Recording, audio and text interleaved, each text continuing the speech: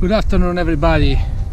I'm in Edinburgh at the moment. It's got a day off today, and I'm in Arthur's Seat. That's on my back. It's just a lovely place in city centre in Edinburgh. I just would like to make a little review about my Surly Troll today. I know I already made one in Italian, but I would like to make one in English, so for other people who might wants to know more about bicycle. So my bicycle, it's a Surly Troll, as you can see from here, and it's a specific touring bike. A frame, a Surly Troll, as I said, steel frame, very comfortable geometry, and kind of flexible on the forks as well, so it's giving me some kind of comfort on the ride. Then I opt for a Rohloff, and which I think is great. It's a really great. I will never put a Rohloff on a road bike because it's a kind of slow, and yeah, it's not like, so it doesn't spin so fast like a standard gear. But for a touring bike, I would say is probably the best option you can buy today. So you can easily replace the wheel if you need and put a standard gear. So this bicycle take a kind of all the gear system on the market. Rohloff works very well so far. I made over 2,500 kilometers, and I'm about to change the chain because I need to replace it. It's just like worn out. It's too long, it's stretched too much, and that's it. So Rohloff is maintenance free basically. It's you need to change your oil once a year or every 5,000 kilometers. So I done it in 5-6 months, 2,500 kilometers, replacing the chain just now, and yeah, so I will change the oil probably by the end of the year or January. So, you know, in summertime using more and winter using less. Then jumping on the brakes, I opt for Avid BB7 brakes, which are not like probably the best brakes you can buy in the market, but it's like reliable, works well so far, easy to maintain, mechanical disc brake. I obviously put a dynamo hub in front as well for two reasons. First of all, charging device, which is great. It doesn't provide too much power, but in terms of like charging your phone, your GPS, it's great. And with an external battery bank, you can easily do like a week or 2 weeks without having to recharge it on a wall plug. Obviously, the dynamo hub, it costs quite a lot. We're talking about over 200 pounds. I think it was 250 or something like that. I don't remember exactly. But apart from that, you have to integrate like a power adapter, this one, which is running down this one. The power adapter, I opt for either one, which is this one. Okay. It's meant to be like totally waterproof.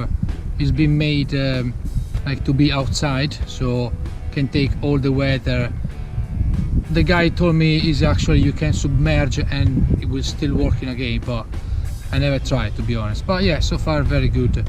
It comes with a 2 USB charge, and that's all. The USB charge is running here in the little frame bags. It's got an handlebar bags, and yeah, that's coming separately. Obviously, these bags, it's made for this handlebar, which is a Moloko handlebar. So you can see the shape is quite unique. It's coming from Surly as well. Yeah, so the bicycle works very good. No problem whatsoever. For the saddle, I decided to go for the Brooks C17 with the rubber one, like all weather. It's very good, reliable, very easy to maintain. I mean, you basically have to do nothing. It is waterproof. It doesn't get dirt a little bit. It's very comfortable, very flexible. and it keep the shape.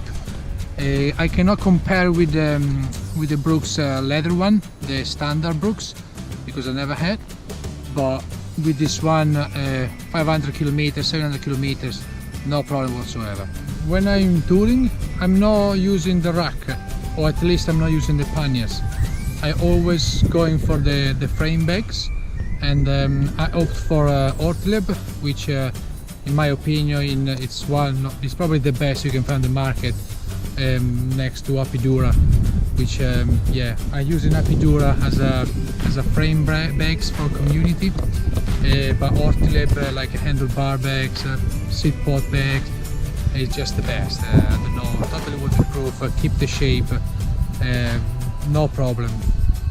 The rear bags, the seat pot bags, which is straight behind, I can say is swinging around when you're pushing up the hill, so you can have this kind of movement on your back, but honestly it's not a big deal. I normally put a rack, a tent on the rack, and the seat pot bag like lie on the tent and all attached together.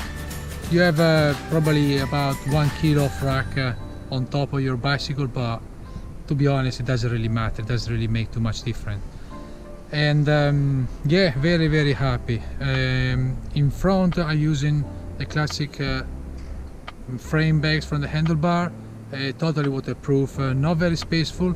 You cannot even fix winter sleeping bags, but that's why I attach a red 25 liter, I think, Ortleb bags, which is doesn't come with any attachment, but yeah, which is like a jumpy cord you can easily attach to the handlebar next to the other bags.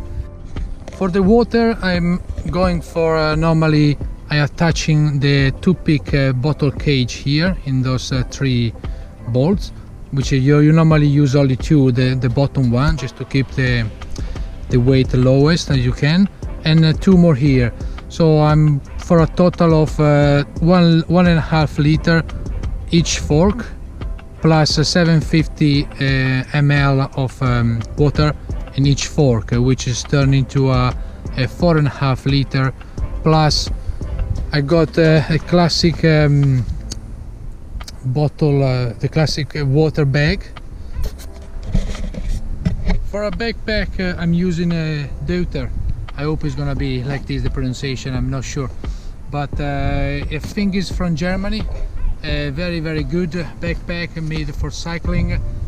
It has this kind of strip area, high strips, so you keep sweating, it doesn't matter, but yeah, some hair is running through, and keep you a little bit more fresh, more comfortable.